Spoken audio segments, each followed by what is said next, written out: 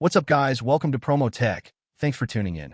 So Samsung just quietly rewrote the entire Galaxy S27 Ultra strategy, and almost nobody's talking about the part that actually matters. It's not the battery number or the camera count. It's four separate decisions, made for four separate reasons, that together tell you exactly how Samsung plans to charge you more while giving you less, and then convince you it's an upgrade. Let's dive right into the video. So the first thing you need to understand is what's happening to the cameras, because on paper this looks like a downgrade, and honestly it kind of is. Multiple sources, including Korea's Electronic Times, are now saying the Galaxy S27 Ultra drops from 4 rear cameras to 3. The tiny 10-megapixel dedicated telephoto, the one that's been sitting there since the S23 Ultra doing a mediocre job at best, is reportedly gone. What's left is the 200-megapixel main, a 50-megapixel ultra-wide, and a 50-megapixel 5x zoom lens. Now here's the twist nobody's mentioning. That missing camera might not actually hurt you. The reason Samsung can get away with cutting it is a new main sensor. Internally, the ISOCELL HP6, which uses something called LAFIC, basically a technique that lets a single pixel hold way more light information before it clips, which massively improves dynamic range and low-light detail. ICE Universe has confirmed this sensor swap directly. So Samsung's bet is that a smarter 200-megapixel sensor can crop into a passable telephoto shot better than a dedicated but cheap 10-megapixel sensor ever could. That's a real engineering argument.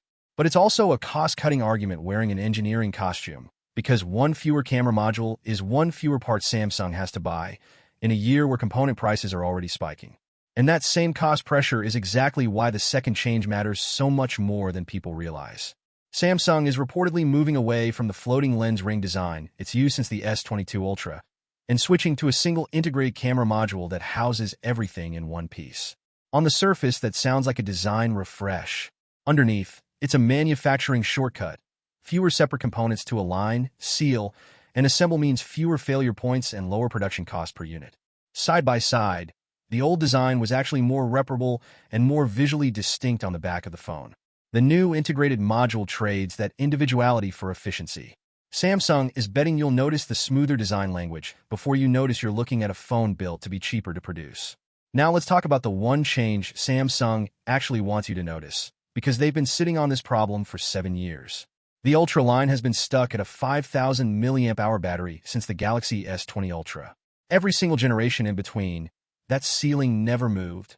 The current leaks point to a 5,700 mAh battery on the S27 Ultra, built with silicon carbon anode technology, the same tech Samsung just debuted on the Z Fold 8 and Z Fold 8 Ultra. GSM Arena sourcing puts the rated capacity closer to 5,534 mAh, which typically gets rounded up for the marketing number, but even the conservative figure is the first real jump in 5 years. Silicon carbon batteries pack more energy into a smaller physical footprint than standard lithium-ion cells, which is exactly why Samsung could finally move the needle without making the phone thicker. Here's the mini cliffhanger, though. Chinese brands like OnePlus, Xiaomi, and Honor have already been shipping 6,000 to 7,500 mAh batteries using third-generation silicon carbon cells for a while now. So even this long-overdue upgrade still leaves Samsung trailing the competition, just less embarrassingly than before. Samsung's own reasoning, based on how conservatively they're approaching the silicon content, seems to prioritize long-term battery health and safety over raw capacity, which is a defensible choice, but it also means the flashy number still isn't the full story. This is actually where a lot of people run into a real-world version of the exact same problem, treating their gear like it can just take unlimited punishment without consequences. That's where Wolver comes in. If you're the kind of person who's hard on your phone case, your charging cables, your everyday carry gear, Wolver builds stuff that's actually designed to survive daily abuse instead of looking good in a box for a week and falling apart. It's the same philosophy Samsung is finally applying to its battery chemistry, built for the long run, not just the launch day spec sheet. Check them out, link below. It genuinely fits the kind of viewer who cares about the details most people skip past. Okay, but here's the change that actually made me sit back because it directly contradicts everything else Samsung is doing. Earlier reports had the S27 Ultra getting LPDDR6 RAM and UFS 5.0 storage, a jump that would have pushed read and write speeds past 8 GB per second, dramatically faster than what's in your phone right now. The newest leaks say that's not happening. Supply for next-gen memory chips is reportedly too limited heading into 2027, so the S27 Ultra is expected to fall back to UFS 4.1 and current-generation LPDDR5X RAM instead.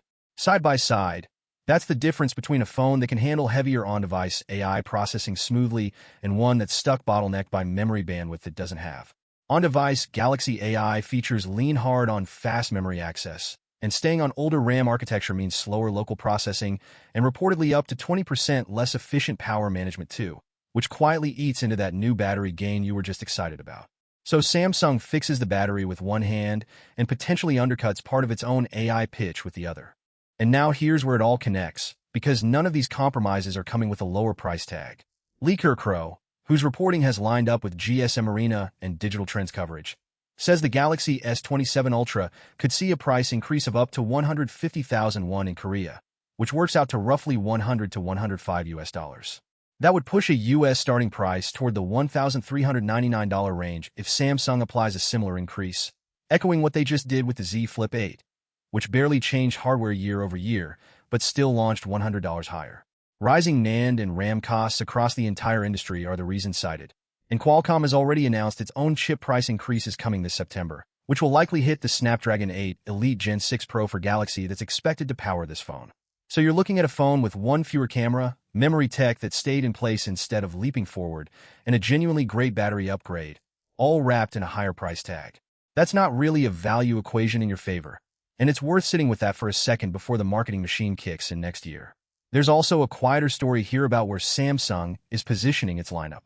The Galaxy S27 Pro is shaping up as a new compact model sitting just under the Ultra, reportedly inheriting a lot of that same 200-megapixel main sensor and near-flagship camera hardware in a smaller 6.47-inch body, just without the S Pen.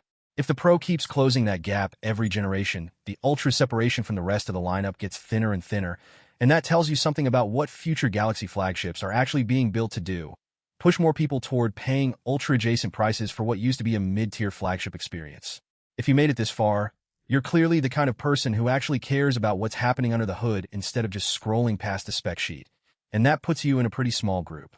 Over 70% of people watching this video right now aren't subscribed, which honestly says more about how YouTube spreads videos around than about you specifically. But if you want more breakdowns like this before the rest of the internet catches up, subscribing is basically just joining the group of people who get it first.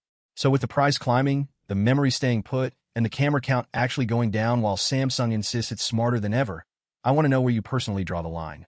Is a better battery and a smarter main sensor enough to justify paying more for less hardware overall? Or does this finally feel like the year Samsung pushed its luck? Drop your take in the comments, because I've got a feeling this conversation is going to look very different once these phones are actually sitting on shelves. Take care and stay safe. I'll see you in the next one soon. Cheers. Bye-bye.